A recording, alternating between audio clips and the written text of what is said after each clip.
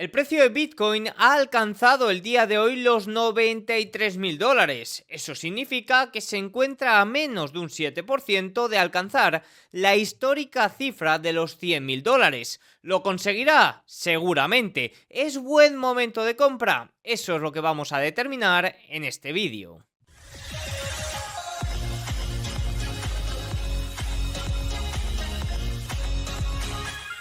Muy buenas a todos y bienvenidos un día más al canal. Hoy es miércoles 13 de noviembre de 2024 y en este momento son las 21:44, hora en España, 15:44, horario en Nueva York. El día de hoy Bitcoin ha marcado un nuevo máximo histórico superando de forma momentánea los $93.000. Cada vez nos vamos acercando más a esa histórica cifra de los $100.000. Muy ilusionado porque esto se puede dar muy pronto. En este vídeo vamos a tratar de responder a esa pregunta que muchos minoristas que no poseen Bitcoin se hacen. ¿Es buen momento de compra? Si compro ahora, ¿me asegura rentabilidad sin nada de riesgo? Bueno, vamos a tratar de descifrar un poco la tesis de Bitcoin y cuáles son los mejores momentos de compra. Además de esto, el día de hoy hemos conocido un dato de inflación en Estados Unidos, el correspondiente al mes de octubre, uno que quizás muchos analistas esperaban que fuera más elevado de lo que realmente ha sido.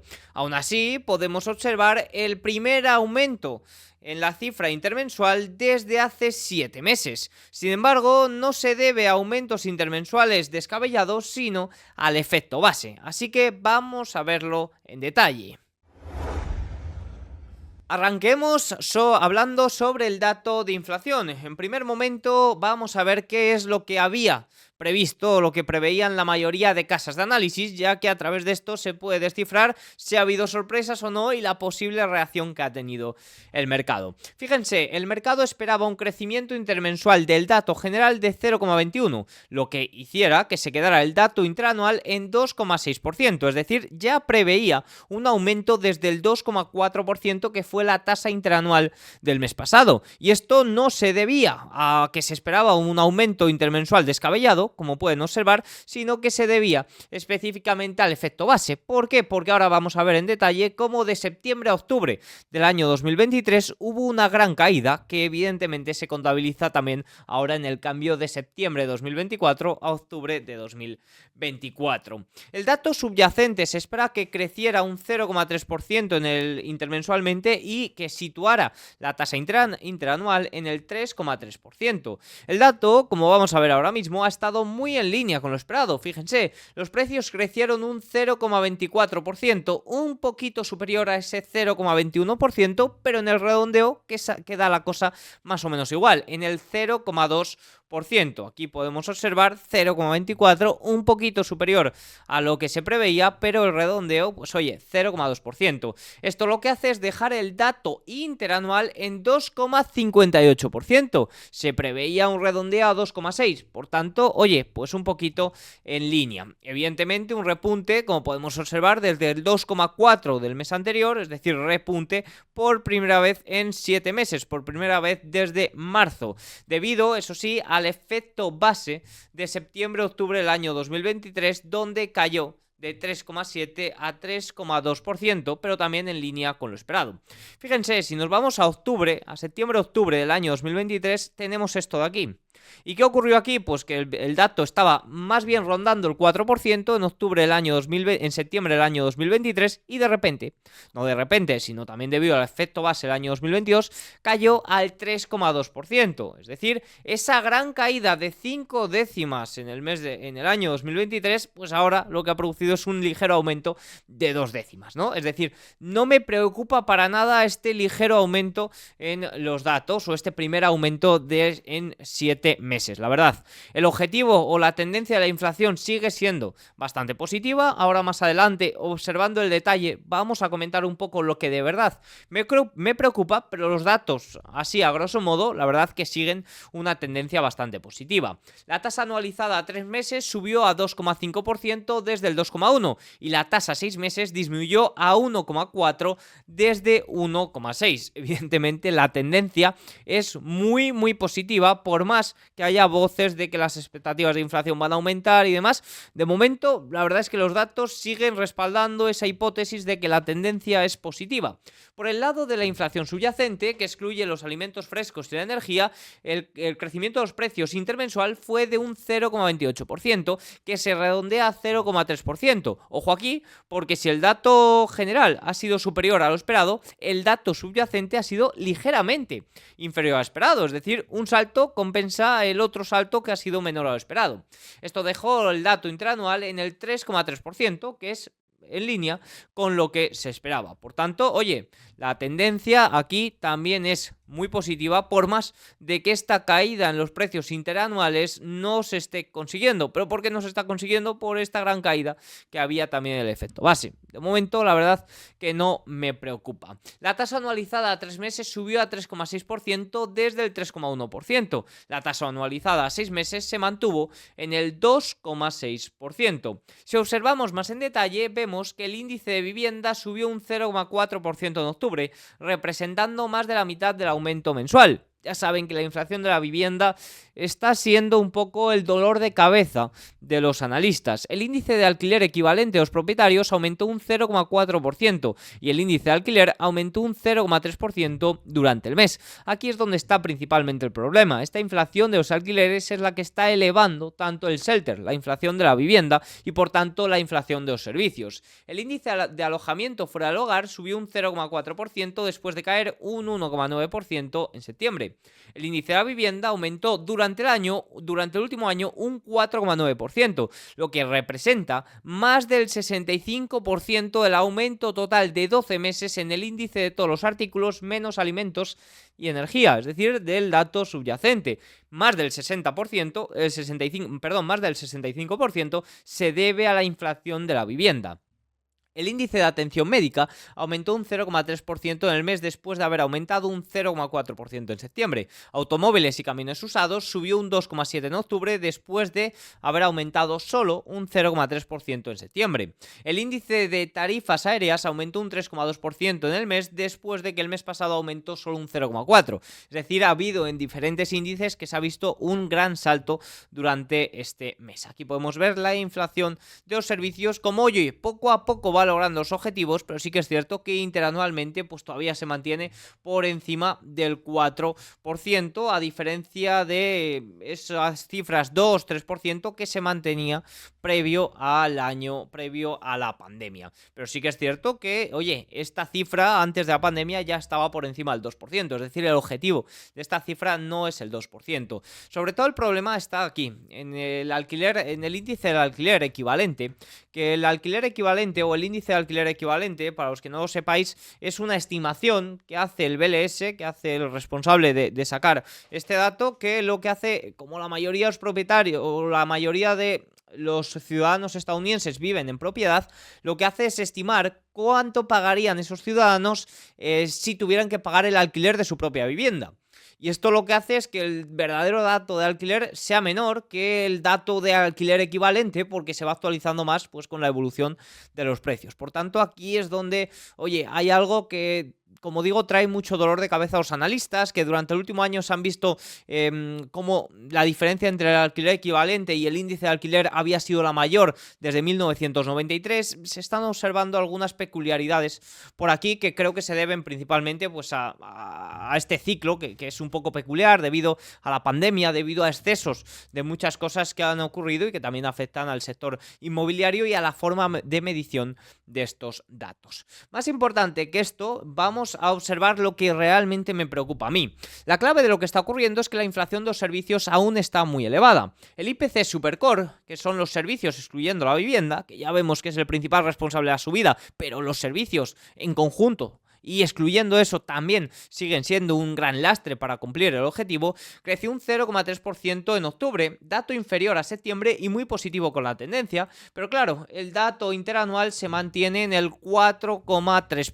37%, bastante elevado. Fíjense, como podemos observar aquí arriba, los datos intermensuales, después de un salto el mes pasado, pues ha vuelto un poco a esos datos bajos que venimos marcando desde junio. Por tanto, el dato intermensual, la verdad que muy positivo, que es un poco lo que se debe mirar.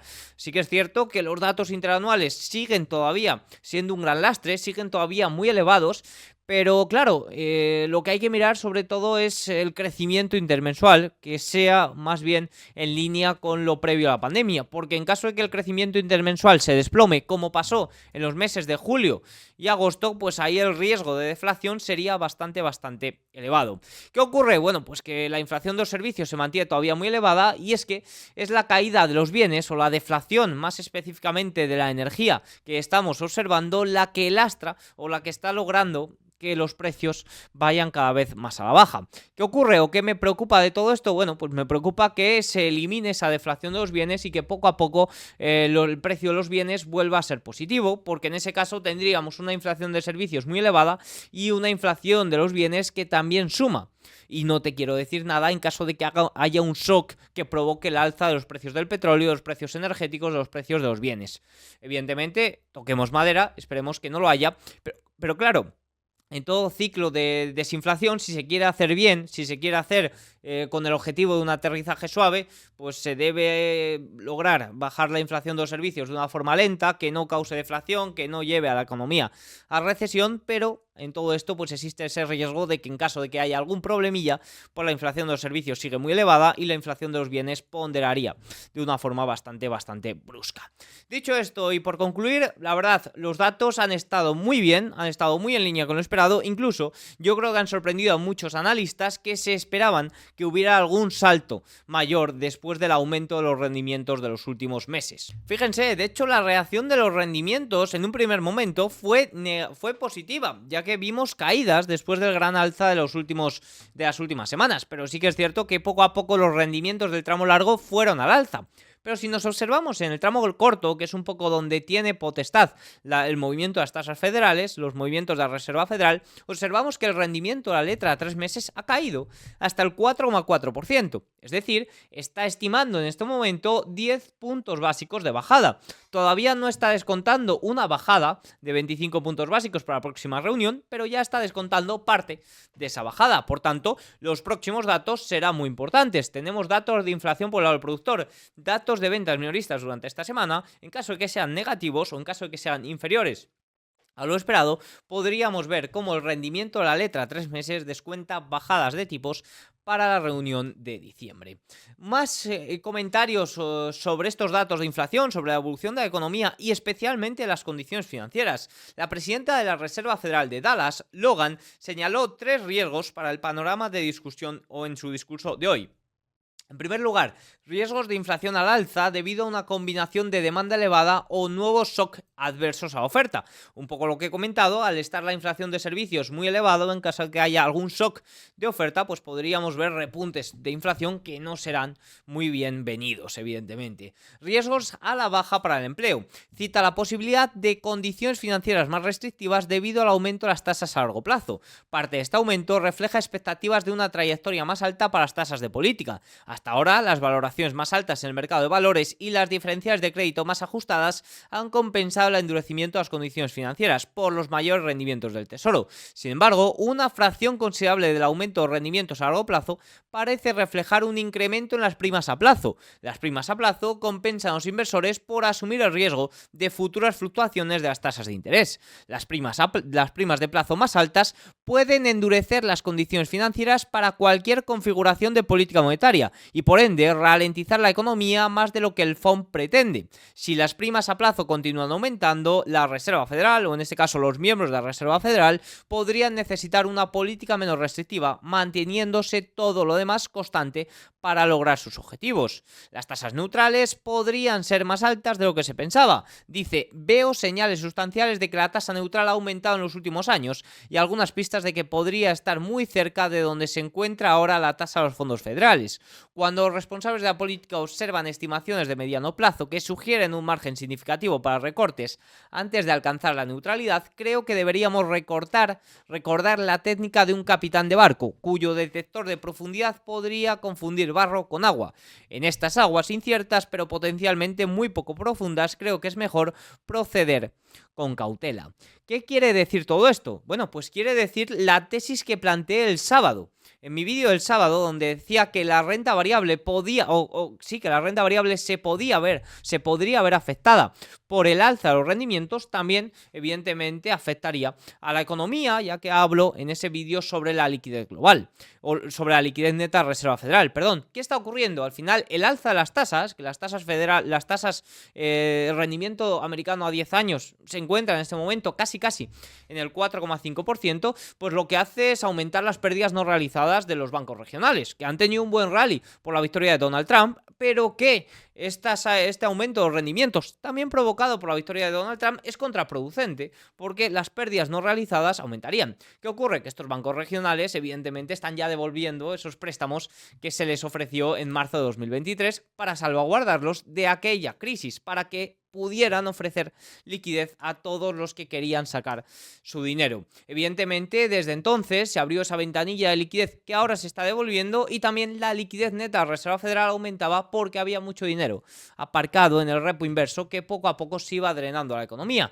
¿Qué pasa? Que ahora ya no hay ninguno de los dos. La ventanilla se está cerrando, estos bancos tienen que devolver el dinero y no hay ningún mecanismo, salvo la cuenta del Tesoro, que pueda ampliar o que pueda aumentar la liquidez de la Reserva Federal. De ahí que nos digan por aquí, oye, quizás hay que mantener los tipos elevados para poder paliar esto, pero a lo mejor hay que eliminar el QT, a lo mejor hay que volver al QE para evitar que haya males mayores en la economía. Recordemos que un movimiento que evitó que hubiera males mayores en la economía y que los rendimientos americanos no pasaran el 5%, fíjense que si nos vamos a ver los rendimientos americanos a 10 años, en ningún momento, vamos a ver dónde lo tengo, en ningún momento pasaron el 5%. ¿Por qué? Porque el Tesoro, fíjense que se tocó en octubre de 2023, que fue un poco el pico. ¿Por qué? Porque el Tesoro pasó a emitir mayores letras que cupones, mayores bonos a corto plazo que a largo plazo, para evitar que el precio de los bonos a largo plazo cayera y por tanto su rentabilidad aumentara por encima del 5, para evitar males mayores en la economía. Evidentemente, ¿hasta dónde pueden subir los rendimientos? ¿Pueden mantenerse tan elevados? Pueden mantenerse elevados, pero en ese caso las pequeñas compañías, la renta variable, el riesgo en general y especialmente la economía podrían verse afectados de una forma bastante grave, sobre todo la renta variable y las pequeñas compañías. Fíjense que si nos vamos al S&P 500, lo he estado mostrando en las últimas semanas, y ponemos velas semanales y activamos el indicador de las condiciones financieras, fíjense que en este momento es amarillo. ¿Qué significa el amarillo? Que no es favorable para invertir en riesgo. ¿Eso significa que vaya a caer el S&P 500? Ni mucho menos, pero sí que es cierto que muestra un entorno no muy favorable para los activos de riesgo. Fíjense que el rojo sí que es cierto que muestra peligro para los activos de riesgo, y el verde pues un movimiento bastante óptimo. Por tanto, pienso que si esto se mantiene puede ser un lastre, pero al ver gran robustez por parte de los activos de riesgo, pienso que en caso de que a los rendimientos les dé por corregir, y esta es la vista positiva, creo que podría ser un gran catalizador de cara a final de año. Dicho esto, vamos a hablar de Bitcoin. Bitcoin, el día de hoy, ha superado de forma momentánea los $93.000. Esto significa que se ha situado a menos de un 7% de alcanzar esa histórica cifra, soñada por todos los que invertimos en Bitcoin, que son los $100.000. Ante la pregunta, ¿lo logrará? La verdad, estoy muy seguro de que lo logrará. ¿Cuándo? Amigo, ¿lo logrará la semana que viene? Ahí ya sí que no lo sé, pero estoy muy seguro de que logrará esos $100.000. Bitcoin está viviendo un gran rally desde la victoria electoral de Trump, ganando más de un 35% en tan solo una semana y dejando atrás a otras altcoins. Fíjense que el movimiento de Bitcoin es muy superior al movimiento, por ejemplo, de Ethereum en estos momentos, que intenta seguir el movimiento pero que se queda un poco más rezagado, al igual que otras altcoins, otras criptomonedas. Sin embargo, quizás sea Dogecoin, que ha saltado más de un 140% en los últimos 7 días, la única capaz de hacer sombra a Bitcoin. Evidentemente, Dogecoin muy pompeada por Elon Musk. Pero ¿saben cuál ha sido un punto positivo de esta principal tesis de Dogecoin, fíjense, principal tesis de Doge, Musk formará parte de la administración y estará a cargo del Departamento de Eficiencia Gubernamental, Doge por sus siglas en inglés. No es broma, fíjense la carta que ha publicado el nuevo presidente de los Estados Unidos, que no será elegido, vamos, que no será oficialmente hasta enero de año 2025, porque ahora mismo estamos en el periodo de transición, pero fíjense, dice la carta, aquí podemos ver cómo, oye, ha llamado Doge a este departamento del que estará a cargo Elon Musk y también algún otro miembro importante en Estados Unidos como Vivek, lo ha llamado a este departamento de eficiencia gubernamental Doge. Fíjense, aquí tenemos la carta traducida, por si os interesa. El gran Elon Musk, trabajando conjunto con el patriota americano Vivek Ramaswamy, que es bastante famoso, liderará el departamento de eficiencia gubernamental llamado Doge.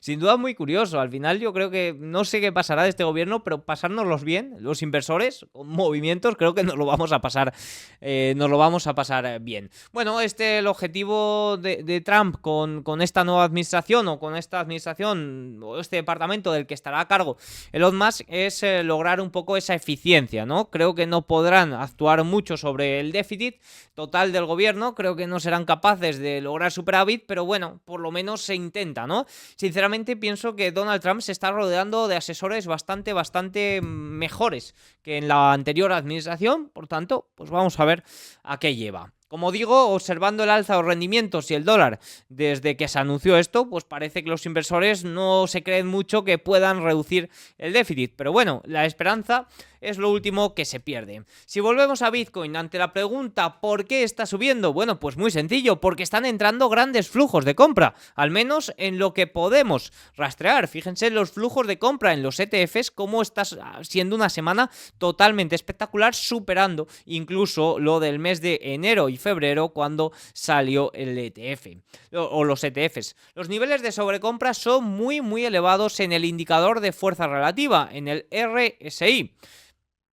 ¿Quiere decir esto que Bitcoin se va a desplomar mañana? No. O sí, la verdad, no lo sé. Como siempre digo, un activo puede permanecer en sobrecompra más tiempo del que tu cuenta puede aguantar un short, puede aguantar ponerse corto. Así que yo sinceramente no intentaría ponerme corto en Bitcoin simplemente con la hipótesis de que está muy sobrecomprado. La reciente volatilidad de Bitcoin muestra que la gente se está involucrando en la búsqueda de opciones, principalmente en la búsqueda o en la compra de opciones call, de opciones de compra.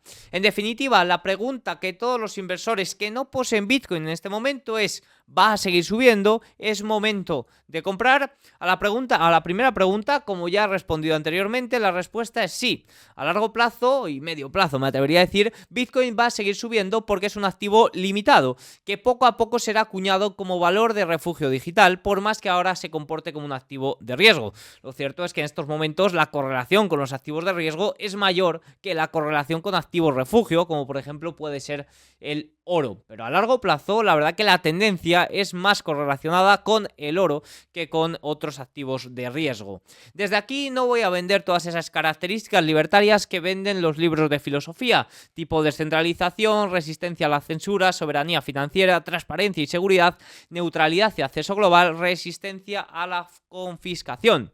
Y aunque sé que Bitcoin tiene estas características, lo cierto, y esto es algo mío, es que desde que salieron los ETFs a inicios de año, creo que estas características se han, no sé cómo decirlo, deteriorado. Y sinceramente no tengo muy estudiado cómo se ha producido este deterioro, porque claro, al final, tema de descentralización, bueno, pues ahora se puede comprar Bitcoin desde un banco. Resistencia a la censura, bueno, pues ahora el banco puede conocer quién tiene Bitcoin. O en este caso el Estado. Soberanía financiera, bueno, vale, sí, en caso de que lo tengas en wallet frías, pues puedes tener la soberanía. En caso contrario, la verdad que no lo creo. Transparencia y seguridad, bueno, pues sí, seguro, claro, siempre y cuando no le pase algo al banco, en este caso con la llegada de los ETFs. Neutralidad y acceso global, siempre y cuando el proveedor de este instrumento, de este ETF, pues deje de hacerlo. Y resistencia a la confiscación, bueno, siempre y cuando en algún momento no te lo corten o el banco no o el comercializador de este ETF no haga un corralito y no deje sacar su dinero, ¿no? Sigo pensando que Bitcoin como tal tiene estas características, pero soy consciente de que con la llegada de los ETFs se ha deteriorado un poco todo esto. Que no digo ni que sea bueno ni malo, porque al final creo que los ETFs también han traído una cosa buena, que es la adopción que se necesita para que poco a poco sea acuñado como activo de refugio. Fíjense, la principal tesis de inversión para mí es su oferta limitada y su actuación como cobertura frente a la inflación monetaria, que no a la inflación del consumo. Lo que hemos visto antes en el vídeo son datos de inflación al consumo. Yo me refiero a la inflación monetaria.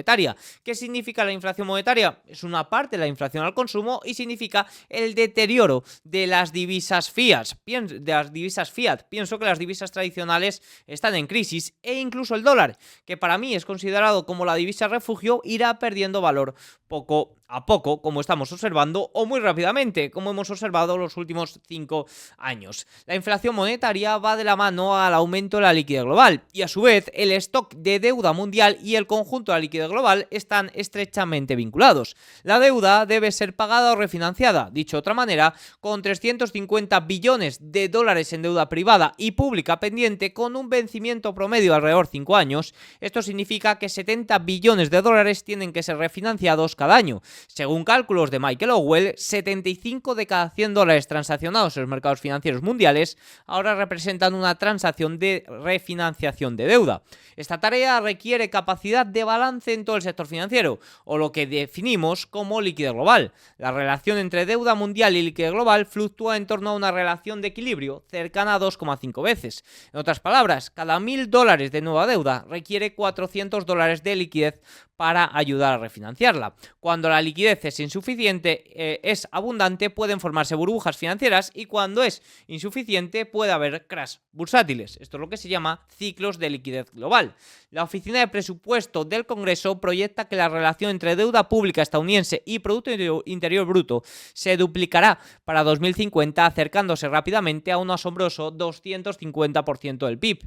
Dicho de otra manera, un crecimiento anual nominal del PIB del 5 o 6% implica que la deuda del gobierno crecerá en un 10-12% cada año en promedio. La liquidez tendrá que igualar estos incrementos para mantener una relación estable entre deuda y liquidez, lo cual, como hemos argumentado, es esencial para asegurar que las deudas puedan refinanciarse. ¿Qué significa todo esto? Mayor deuda, mayor inflación monetaria, mayor pérdida de poder adquisitivo de las divisas y, en definitiva, Bitcoin y oro, como podemos ver en este gráfico, actúan como cobertura frente a la línea roja, a la línea negra, que es la inflación monetaria. Fíjense que tenemos la inflación al consumo más baja. ¿Por qué la inflación al consumo es más baja y no va ligada a la pérdida de poder adquisitivo de las divisas? Porque ahí entran en juego algunos factores deflacionarios, como por ejemplo costes más baratos o importación de productos baratos desde China. Por eso, en caso de que se pongan aranceles, oye, ya no va a ser importación de productos tan baratos de China, India, otros países.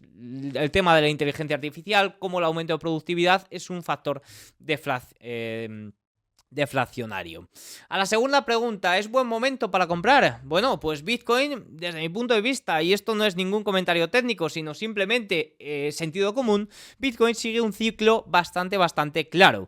Sube mucho. En un momento sube mucho, los inversores que no poseen Bitcoin empiezan a comprarlo porque les entra FOMO, ¿no? Porque les entra miedo a perderse ese movimiento. En ese momento Bitcoin cae, al igual que otros activos pues sufren ciertas correcciones. Los medios hablan del pinchazo de la burbuja y los periodistas anticapitalistas empiezan a poner en Twitter: os lo dije, esto se va a hacer, vas a perder todo tu dinero. En ese momento Bitcoin empieza a subir de nuevo, pero sin hacer mucho ruido, hasta que supera el máximo histórico. En ese momento vuelve a empezar el ciclo. Los inversores que no poseen Bitcoin les empieza a entrar de nuevo el FOMO y se ponen a comprar como locos. Por tanto, respuesta: ¿es buen momento para empezar a comprar Bitcoin hoy? Sinceramente, pienso que el mejor momento para comprar Bitcoin fue ayer. Si no lo tienes, fue ayer. Y en caso de que ayer no lo hicieras, el segundo mejor momento es hoy.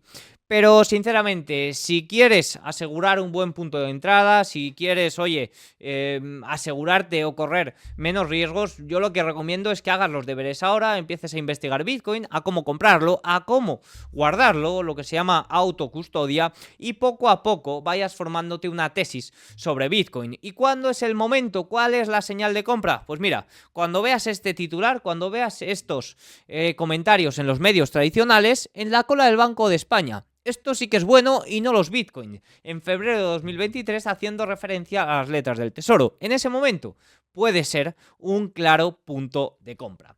Así que nada, esta es mi tesis de Bitcoin. Evidentemente, un poco ligado también a lo que hemos visto. En caso de que Elon Musk pueda lograr superávit en la economía estadounidense, en caso de que logre reducir el déficit, eso es un factor en contra de Bitcoin. Podríamos ver correcciones durante los próximos 4 años en caso de que se logre. Sinceramente, lo dudo mucho y pienso los déficits van a seguir llegando. Por tanto, a medio y largo plazo, la hipótesis sobre Bitcoin se mantiene bastante robusta. Así que nada, tesis de Bitcoin para vosotros. Dicho esto, vamos con el cierre de sesión. En Europa, la verdad, la sesión ha sido muy débil. De nuevo, fíjense, Eurostoxx 600 menos 0,3%. Ha llegado a caer bastante más, pero a última hora ha recuperado un poco, ya que Wall Street se ha ido ligeramente al alza. Fíjense, el futuro del Eurostoxx 50 va a cerrar casi en positivo. DAX alemán menos 0,16, CAC 40 francés menos 0,14, IBEX menos 0,05. Está en un nivel de soporte cuanto menos interesante, alrededor de los 11.300 hay un soporte importante que ya le costó bastante romperlo durante este año 2024 y ahora que viene desde arriba podría aguantarlo de forma interesante. Reino Unido ligeramente arriba, el futuro, Italia menos 0,58, Suiza menos 0,19 y Países Bajos menos 0,15. Tengo por aquí algún comentario de Europa, fíjense, evolución principal del índice estadounidense y europeo desde las elecciones americanas. Fíjense cómo no ha sentado para nada bien la victoria de Donald Trump ante ese temor de mayor imposición arancelario a Europa y evidentemente también a Asia. Si nos vamos a Asia, podemos observar cómo el MSCI asiático caía un 0,63, el Nikkei japonés también caía ligeramente un 1,6%, Nifty indio menos 1,36 y el Hansen, que si bien ha intentado lograr cerrar en positivo, como el CSI 300 que lo ha conseguido, el principal índice de Hong Kong se ha quedado un poco rezagado. Mañana no tenemos datos importantes en Japón, por tanto, en China, por tanto, oye, pues estaremos un poco a la expectativa de lo que pueda pasar con algún resultado empresarial, con algún comentario que pueda haber, pero el viernes conoceremos datos económicos importantes correspondientes al mes de octubre, mes ya completo donde se han podido ver los efectos de los estímulos anunciados, así que muy interesante observar lo que ocurra el viernes, y evidentemente obtendremos movimientos en los índices. Fíjense, el principal ETF de gran capitalización de China ligeramente abajo, 0,13 y el KWEB menos 0,52%. Como digo, el viernes saldremos un poco más de dudas. Nos vamos a Wall Street, ya tras el cierre de sesión, vemos al Dow Jones que ha cerrado en positivo, 0,11%, el S&P 500 ha estado moviéndose a la baja y al alza el día de hoy, 0,02%, el RSP, que es el S&P 500 equiponderado, sube 0,05%, Nasdaq, que ha estado en negativo, luego ha logrado estar en positivo, cierra con una caída de un 0,16%, Russell 2000, fíjense, ha empezado en positivo, pero el alza de las tasas, que ahora vamos a ver, sigue lastrando, menos 0,94%. Como digo, que las tasas, los rendimientos sigan subiendo, se mantengan tan elevados, creo que es un claro punto de riesgo para el Russell 2000, el S&P 600 un poquito más de lo mismo.